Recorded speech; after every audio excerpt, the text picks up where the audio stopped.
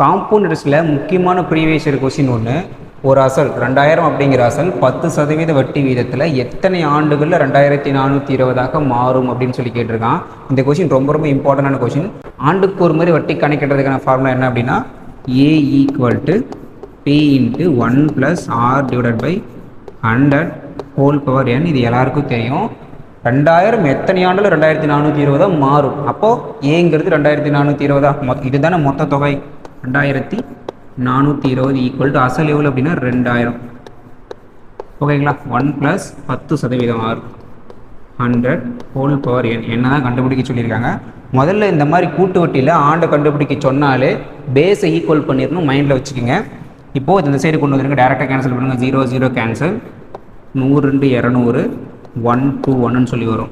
121 / 100 இந்த சைடு நான் கொண்டு வந்துட்டேன். Equal to 1 × 100 100 100 + 10 110. ஓகேங்களா. / 100 whole power n. Base equal பண்ணிடணும். அதுக்காக என்ன பண்ணுறோம் அப்படின்னா எதோட ஸ்கொயர் 121, 11 ஸ்கொயர் 121, 10 ஸ்கொயர் 100. சரிங்களா. 11 / 10 ஹோல் ஸ்கொயர். தனித்தனி எழுதுனாலும் ஒன்று தான், ஹோல் பவரில் போட்டாலும் ஒன்று தான். ஈக்குவல் டு 0 0 கேன்சல் பண்ணிவிடுங்க. இதில் 11/10 ஹோல் பவர் n. இப்போ புரியுதா? பேஸ் ஈக்குவல் ஆகிடுச்சா? பேஸ் ஈக்குவல் ஆகிடுச்சு. பவர் மட்டும் எடுங்க, n = 2ன்னு சொல்லி டேரெக்டாக நமக்கு கிடச்சிரும். இதே மாதிரி உங்களுக்கு ஒரு சம் தர ட்ரை பண்ணி பாருங்கள்.